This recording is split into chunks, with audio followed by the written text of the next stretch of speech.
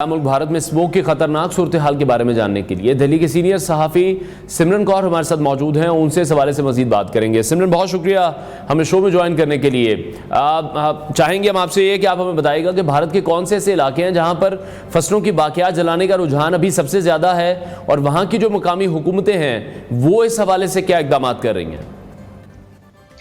देखिए, बात अगर स्मॉग की हुई है तब उसका कनेक्शन जो है फसलों के रेजिड्यू जलाने से हो जाता है, लेकिन मैं यहाँ पर ये नोटिफाई कर देना चाहती हूँ कि फसलों का रेजिड्यू जलाना एकमात्र कारण नहीं है स्मॉग बढ़ने का। बाकी आपने पूछा कि कौन से इलाके हैं, क्योंकि हमारा भारत देश जो है एक कृषि प्रधान देश है, तो ऑलमोस्ट नॉर्थ के हर जो स्टेट है वहां पर खेती होती है। और क्योंकि ये सीजनल खेती हम लोग करते हैं, इसलिए ये सीजन होता है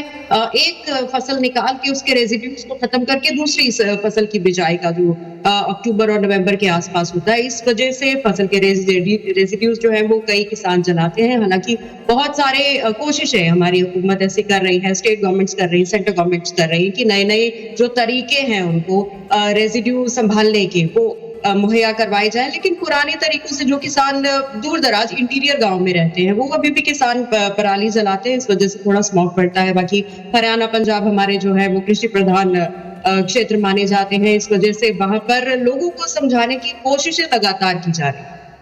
ठीक है। और सिमरन, पिछले 7-8 साल से हम देख रहे हैं कि जो मसला है बढ़ता जा रहा है, जो कि दोनों ममालिक के लिए ही बेहतर नहीं है। आपको लगता है भारतीय हुकूमत ने इस मसले पर पड़ोसी मुल्क खास तौर पर पाकिस्तान के साथ कोई बातचीत के किसी मंसूबे का ऐलान किया है कि इसको किसी ना किसी तरीके से सॉर्ट आउट किया जाए? जैसे यहाँ से तो इनिशिएटिव लिया जा रहा है कि भारतीय हुकूमत से इस हवाले से बात जरूर की जाएगी, उन्हें खत लिखा जा रहा है।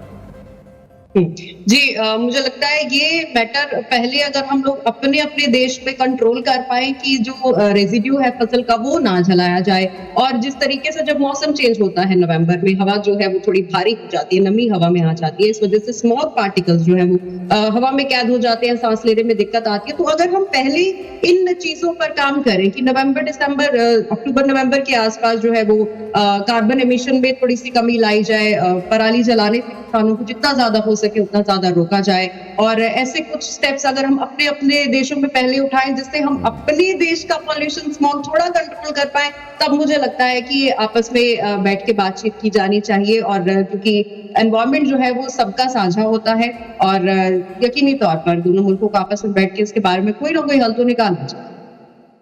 जी बिल्कुल ऐसे ही है। मुश्तरका एक प्रॉब्लम है जो कि दोनों ममालिक के लोग ही इस वक्त फेस करते हुए दिखाई दे रहे हैं। मैं ये जानना चाहूँगा कि किस तरह से, अगर हम दिल्ली की बात करें या दीगर भारतीय शहरों की बात करें, वहाँ पर स्मोक से या फ़ज़ाई आलूदगी के खात्मे के लिए आवाम को क्या हिदायत दी जा रही हैं, किस तरह से कॉप अप करना है इस सिचुएशन से?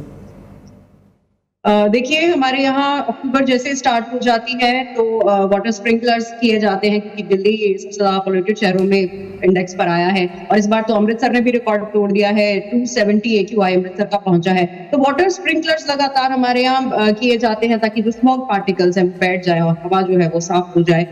स्प्रिंकल टॉवर्स लगाए जाते हैं, पॉल्यूशन कंट्रोल टॉवर्स लगाए जाते हैं, और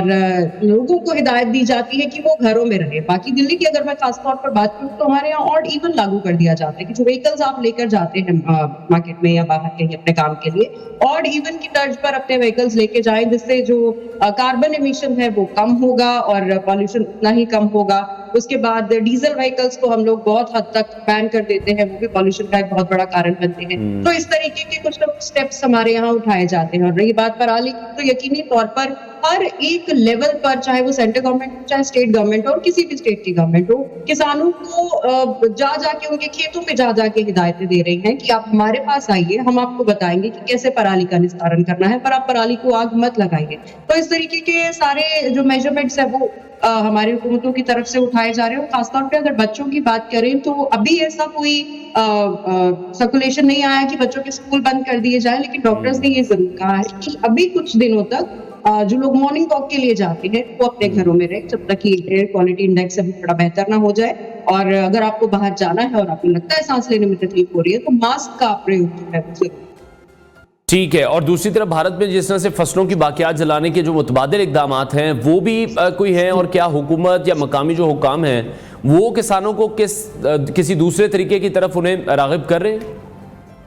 जी बिल्कुल। और मैं ये भी बता दूं कि पिछले कुछ सालों में हमारे यहाँ जो रेजिडुअल बर्निंग के केसेस हैं बहुत बहुत ज्यादा कम हो गए हैं। किसान भी हैं वो उन्नत खेती की तरफ बढ़ रहे हैं और उनको भी अब समझ में आ गया है कि जो रेजिडु आप बर्न करते हैं उसकी वजह से न सिर्फ आपकी जमीन खराब होती है बल्कि आने वाली जो आपकी फसल है उसका यील्ड भी कम होता है। बहुत सारी मशीनरीज है, हैप्पी सीडर है और बहुत सारी ऐसी मशीनरीज सरकार की तरफ से अब किसानों को मुहैया करवाई जा रही है अनवर, की जिस तरीके से वो उस मशीनरी को यूज करके अपने जो रेजिड्यूज हैं ना सिर्फ उसको बिना चलाए ठिकाने लगा सकते हैं बल्कि उसको बेच भी सकते हैं, उसका फ्यूल किस तरीके से बना सकते हैं, उसको किस तरीके से यूटिलाइज कर सकते हैं कि इसका भी फायदा किसानों को ही होगा। लेकिन वही बात है, बदलाव धीरे धीरे आता है क्योंकि लंबे समय से हम लोग खेती करते आ रहे हैं और लंबे समय से ही पराली जलाने का चलन है, तो धीरे धीरे बदलाव आएगा। और इसीलिए मैंने बताया कि पिछले कुछ 3-4 सालों से बहुत ज्यादा केसेस अब रेजिडुअल बर्निंग के जो हैं वो कम हो गए हैं और धीरे धीरे इनमें बदलाव आएगा, किसान जागरूक होंगे तो ये केसेस एक दिन बहुत और ये जो सबसे बड़ा मसला अभी पाकिस्तान और हिंदुस्तान दोनों ही फेस कर रहे हैं, फजाई आलूदगी के हवाले से आपको लगता है कि सख्त कवानीन अब भारत में भी बनाए जा रहे हैं और उन पर इम्प्लीमेंटेशन भी करवाया जा रहा है या फिर उनमें मजीद सख्ती की जरूरत है, आप समझती हैं? बिल्कुल सख्ती की जरूरत भी है और सख्ती की भी जा रही है, लेकिन प्रशासन तो अपना काम कर रहा है अनवर। हर साल प्रशासन अपना काम करता है, चाहे वो पाकिस्तान में हो चाहे हिंदुस्तान में हो, लेकिन रेजिडेंट्स होने के नाते, अपने देश के रेजिडेंट होने के नाते मुझे लगता है लोगों का भी ये दायित्व बनता है कि जो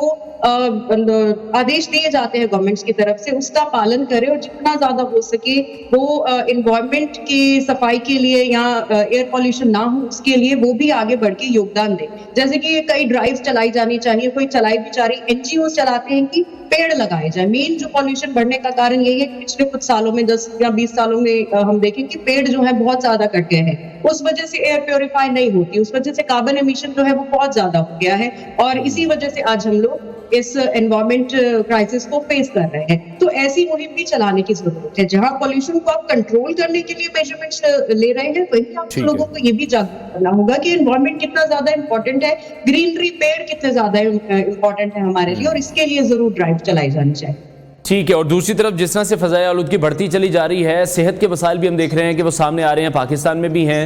हिंदुस्तान में। मुझे बताइएगा क्या रेशो है वहाँ पर? सांस की अगर हम बात करें, दिल की बीमारियों में वहाँ पर कितना इजाफा रिपोर्ट किया गया है? जी वही बात है कि अक्टूबर नवंबर में यहाँ सांस लेने की दिक्कतें जो है हॉस्पिटल्स में डॉक्टर्स के पास ऐसे मरीज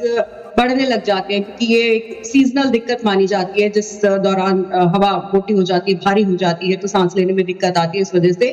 इजाफा जो है सांस लेने के मरीजों में होता है, लेकिन प्रिकॉशंस भी लोग अपने अपने लेवल पर लेते हैं जिनको पता है कि उनको सीवियर अटैक आ सकता है या माइल्ड अटैक आ सकता है। वो पेशेंट्स जो हैं वो घर से बाहर कम निकलते हैं, मास्क का प्रयोग करते हैं या इनहेलर का प्रयोग करते हैं और ऐसे में डॉक्टर्स की तरफ से भी ऐसी यही हिदायत दी जाती है कि जब तक आपको ना लगे कि आप सांस लेने में कंफर्टेबल है आप घर से बाहर ना निकले, क्योंकि ऐसा ना हो कि कहीं आप किसी ऐसी सिचुएशन में हो कि आपको एकदम से सांस लेने में दिक्कत हो जाए, कोई अटैक आ जाए और आपके पास कोई संभालने के लिए ना हो। तो लोग भी इस बात का एहतियात बरत रहे हैं कि उनको पता है कि इस दौरान अक्टूबर नवंबर में सांस लेने में दिक्कतों की समस्या जो है वो बढ़ जाती है। ठीक है। और दूसरी तरफ भारतीय